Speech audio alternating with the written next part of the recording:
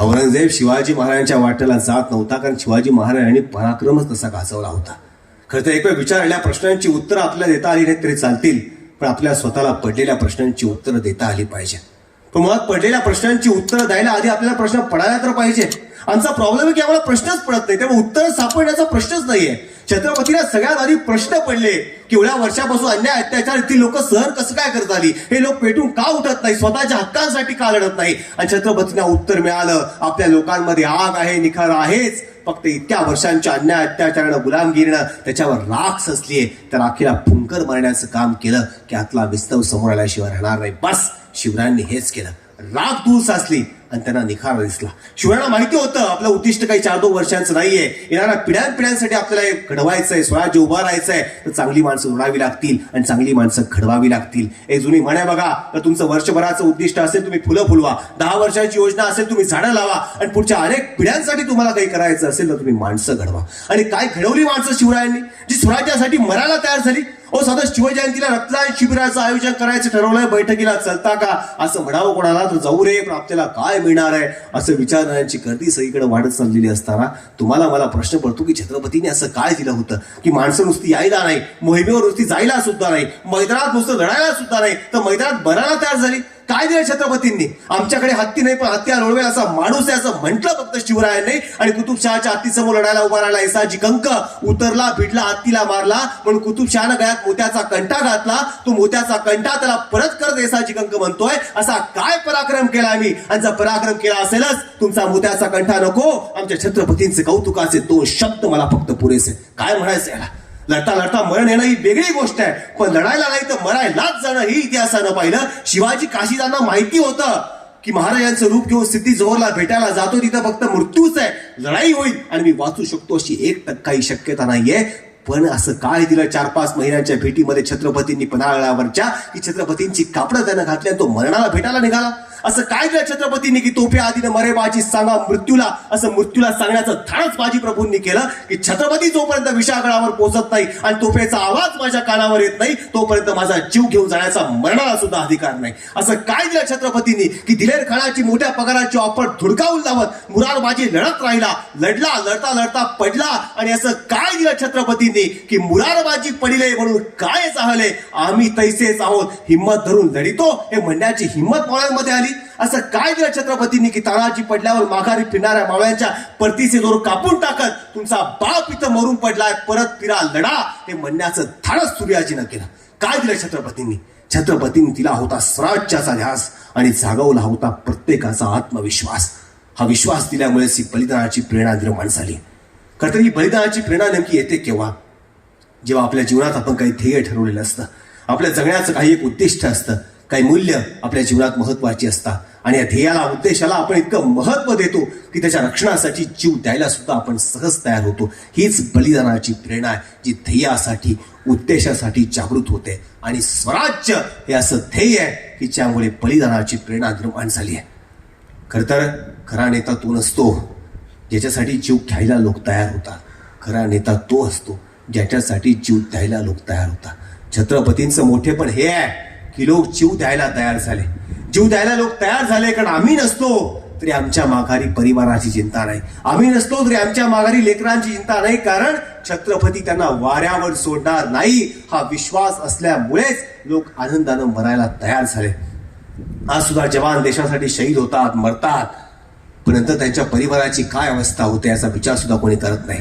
जवान देशासाठी शहीद होतात, आपण सलामी देतो, आस्व गाळतो, शरीर तिरंग्यानं झाकतो, पण ज्यांच्या घरातला माणूस गेला त्यांच्या परिवाराकडे पुढे बघतो की घरातला एक माणूस गेल्यामुळे काय अवस्था त्या परिवाराची झाली असते, काय स्थिती झाली असेल. आपण म्हणतोय फक्त आदमी गया, ले म्हणायला माणूस नाही जात, त्याच्या खूप काही जातं. हरिओम पवार ने लिहिलं, आप कहते कि सिर्फ आदमी गया, सिर्फ आदमी नहीं गया साहब, बहुत कुछ गया, क्या क्या गया मैं आपको बताता हूं. आणि हरिओम पवार ने लिहिलं, सुख भरपूर गया, मांग का सिंदूर गया, नन्हे नौनिहालों की लंगोटियां चली गई, बाप की दवाई गई, भाई की पढ़ाई गई, छोटी छोटी बेटियों की चोटियां चली गई.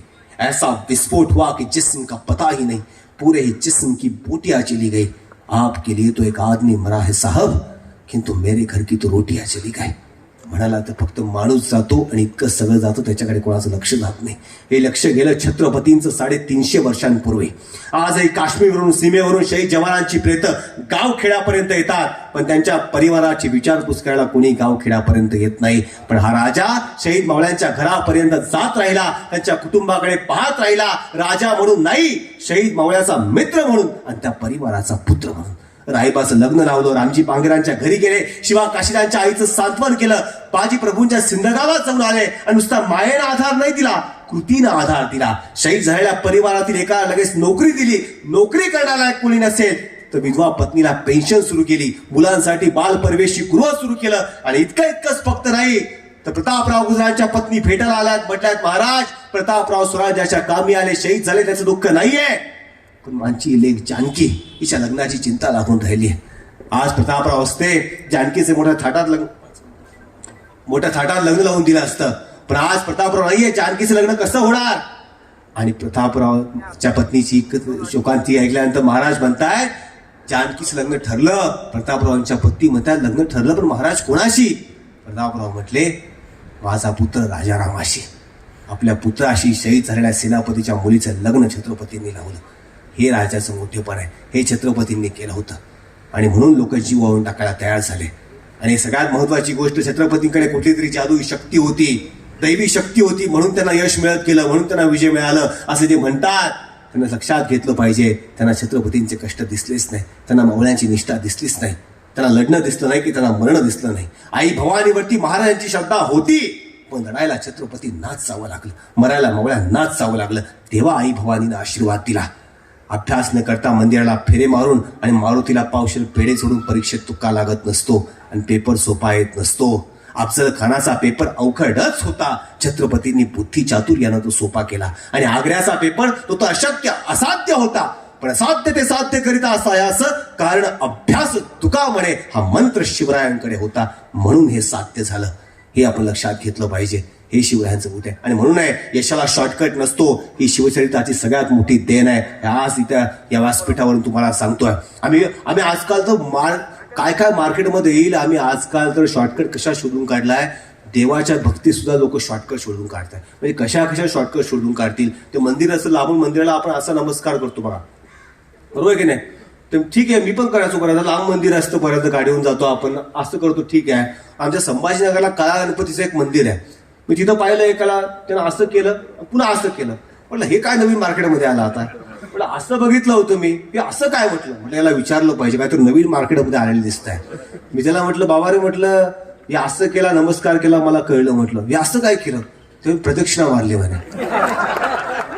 काय शॉर्टकट शोधून काढतील लोक, सांगता येत नाही. शिवचरित्राचं सांगणं काय, यशाला शॉर्टकट नसतो.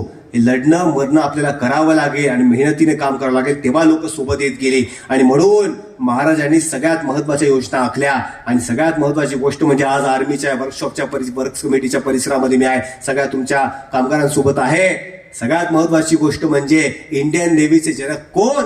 तुमच्या समोर नाव येतं छत्रपती शिवाजी महाराज.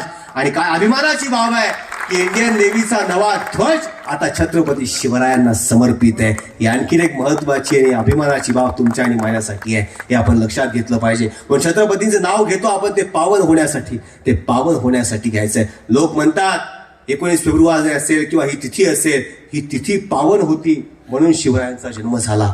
या पावन तिथीला शिवरायांचा जन्म झाला? अजिबात नाही. शिवरायांचा जन्म झाला म्हणून ही तिथी पावन झाली. ते आपल्याला सांगितलं पाहिजे, ते सांगता आलं पाहिजे. आणि शिवरायांचं नाव घ्यायचं ते पावन होण्यासाठी. म्हणून शेवटी इतकंच सांगतो. त्या बंगालमधून रवींद्रनाथ टागोर म्हणतायत की हे शिवराया, तुझा संदेश अजूनही दऱ्याखुऱ्यातून गुंजतो आहे. तुझे नेत्र अजूनही अभ्यागताला जाळत आहेत. ते स्वप्न काय असेल? हे मानवी देहधारी साधू पुरुषा, तुझी तपस्या, तुझे ध्येय, तुझे कार्य जणू चिरंतराला आव्हान देत आहेत. तुझे झेंडे आता फडकताना दिसत नाहीत. तुझे ते मावळे, ते तराजी, ते बाजी, ती भवानी, ते विजयी अश्व सारे काळाच्या उदरामध्ये नष्ट झाले. पण अजूनही आकाशातून देववाणी सारखे शब्द उमटतात, हर हर महादेव. हे शिवराया, युगे युगे तुझे नाव मानवजात उच्चारत राहील, पावन होण्यासाठी. छत्रपतींचं नाव घ्यायचं ते पावन होण्यासाठी. आणि सगळ्या वर्ष समितीला पुन्हा एकदा धन्यवाद देतो की इतक्या वर्षांपासूनची परंपरा तुम्ही आयोजित करताय. आणि लोक विचारतात की शिवजयंतीचा सोहळा तुम्ही घेताय, इकडे सगळे लोक जमतात, ब्रिगेडियर साहेब इथं आलेले आहेत, खरंच फरक पडतो का? फरक पडेल का? मला लोक विचारतात, तुम्ही जातात, बोलतात, भाषण करतात, तासभर बोलतात, लोक बसतात, खरंच याच्याने फरक पडतो का? त्याला सांगतो की बोलता बोलता माझ्यामध्ये जरी फरक पडला तरी खूप मोठी गोष्ट आहे. एक वाक्य मी जरी घेतलं तरी खूप आहे ना. आणि मला खात्री आहे की एखाद्या जरी माणसामध्ये हा फरक पडेल तर फरक पडण्यासाठीच आपण कार्य करतोय. मौसम बदलता है तो फर्क पड़ता है, चिड़िया चहकती है तो फर्क पड़ता है, आदमी अकेले लड़ता है तो भी फर्क पड़ता है, यहाँ तक कि कहने से भी आप में और दूसरों में फर्क पड़ता है कि क्या फर्क पड़ता है. इसलिए फर्क लाने वालों के साथ लोग खड़े हो जाते हैं और लोग कहने लगते हैं की हाँ फरक पडता है. फरक पडतो आणि तो फरक पडावा यासाठी म्हणून ही शिवजयंती आहे आणि यासाठी म्हणून हा सोहळा आहे. आणि या सोहळ्यात